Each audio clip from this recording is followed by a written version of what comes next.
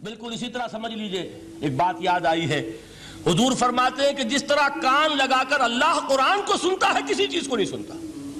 ہمیں نظر نہیں آتا نا، ہمیں معلوم نہیں ہے، ہم قرآن پڑھ رہے ہیں تو سننے والا کون ہے؟ سب سے زیادہ کان لگا کر خود اللہ۔ یہاں اس لیے مجھے یاد آیا کہ ابو موسیٰ اشعری کو کیا پتا تھا کہ کون سن رہا ہے؟ وہ اپنی کیفیت میں نماز میں تہجد میں قرآن کی تلاوت کر رہے تھے، اور ظاہر بات ہے ان کے گھر ایکڑوں میں بنے ہوئے نہیں تھے، ایک ایک کمرہ، ایک ایک کوئی حجرہ، ایسے ہی تو گھر تھے نا صحابہ کے، لہذا حضور پاس سے گزرے، آواز آئی، کافی دیر سنتے رہے۔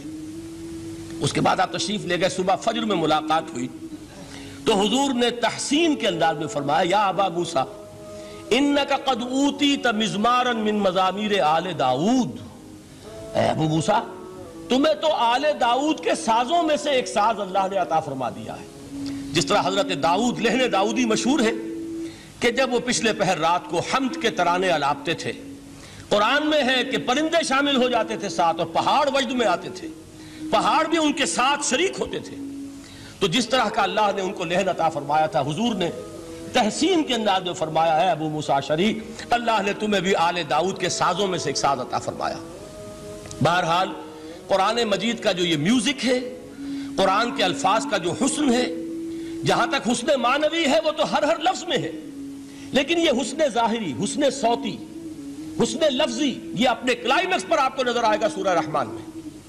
لیکن قرآن میں یہ سورت اس اعتبار سے بھی ممتاز ہے، اس کی 4 آیات پر ذرا توجہ کریں گے، عجیب حقائق سامنے آئیں گے۔ جہاں یہ قرآن مجید کے حسن صوت اور حسن لفظی کی معراج ہے، وہیں اس کی پہلی 4 آیات میں 4 چوٹی کی چیزوں کا ذکر ہے، سب سے اونچی چیزیں۔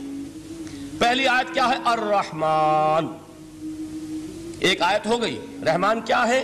اللہ کا نام ہے۔ کبھی آپ نے غور کیا اللہ کے ناموں میں سب سے پیارا نام کون سا ہوگا؟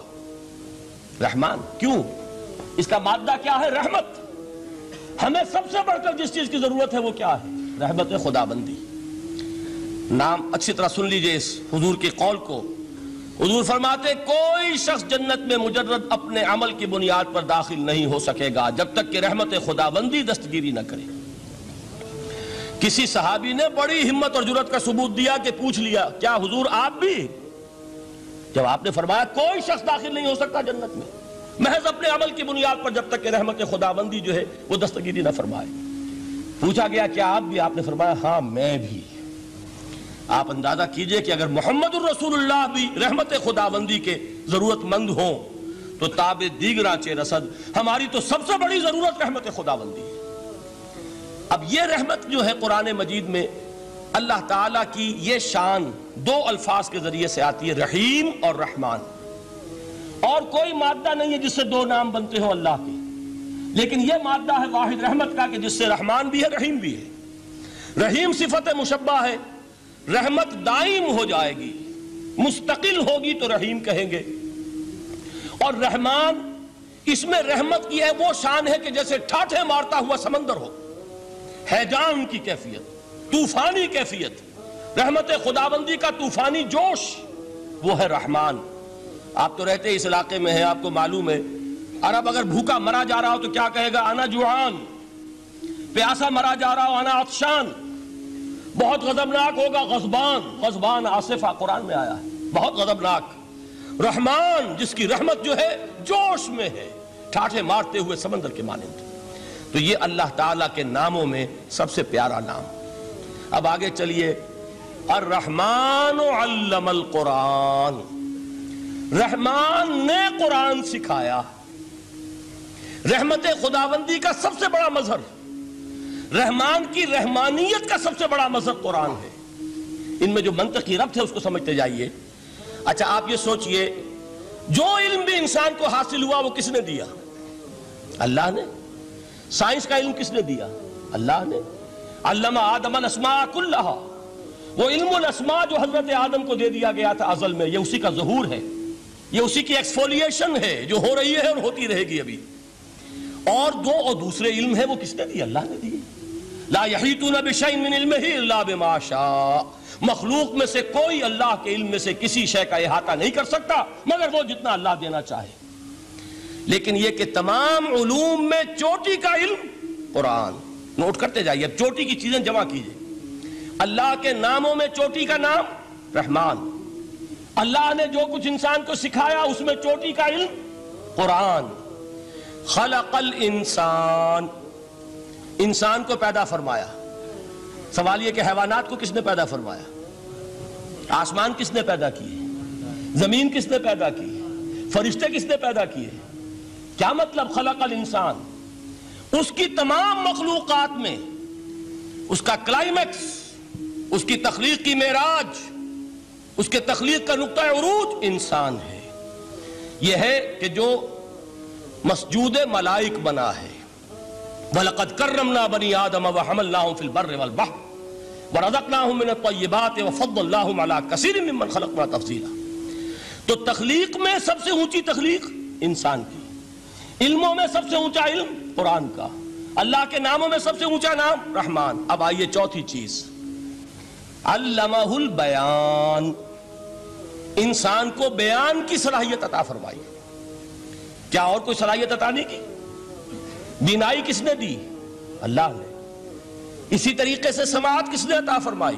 اللہ نے. کتنی فیکلٹیز ہیں، کتنے ایکسٹرنل آرگنز ہیں سینس کے، کتنے انٹرنل سینسز ہیں جو اللہ نے دیے ہیں. لیکن یہاں بھی سمجھ لیجئے جتنی فیکلٹیز ہیں ہیومن فیکلٹیز، ان میں ٹاپ کی فیکلٹی جو ہے وہ اسپیچ ہے، کلام ہے، بیان ہے. جن لوگوں نے میڈیکل سائنس کا مطالعہ کیا ہے وہ جانتے ہیں کہ یہ برین ہے، ہیومن برین، اس برین میں جو وہ اوپر ایک زرد سا مادہ ہوتا ہے، گرے میٹر، اس کی ایک کوٹنگ ہوتی ہے، یہ ہائیسٹ ایوالوڈ فارم ہے.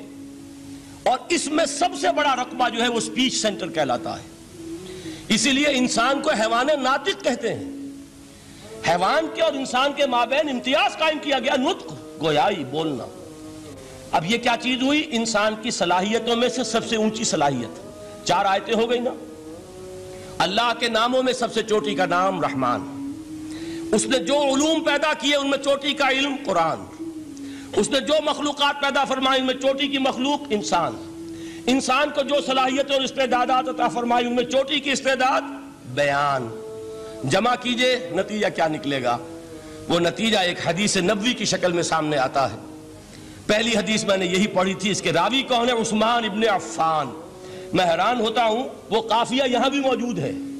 رحمان قرآن، بیان انسان، عثمان عفان. باپ کا نام بھی اسی وزن پر ہے، عثمان ابن عفان. عن عثمان ابن عفان رضی اللہ تعالی عنہ قال قال رسول اللہ صلی اللہ علیہ وسلم.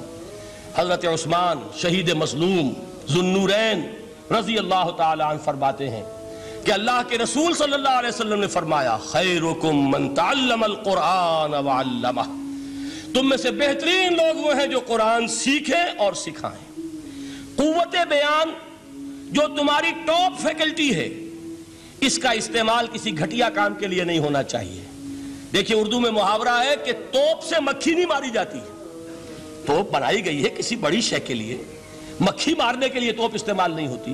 یہ قوت بیان جو ہے، جو ٹاپ موسٹ فیکلٹی ہے ہیومن، جو فیکلٹیز ہیں ان میں سے، اس کا استعمال بھی ٹاپ موسٹ ہونا چاہیے. قرآن کو بیان کرو.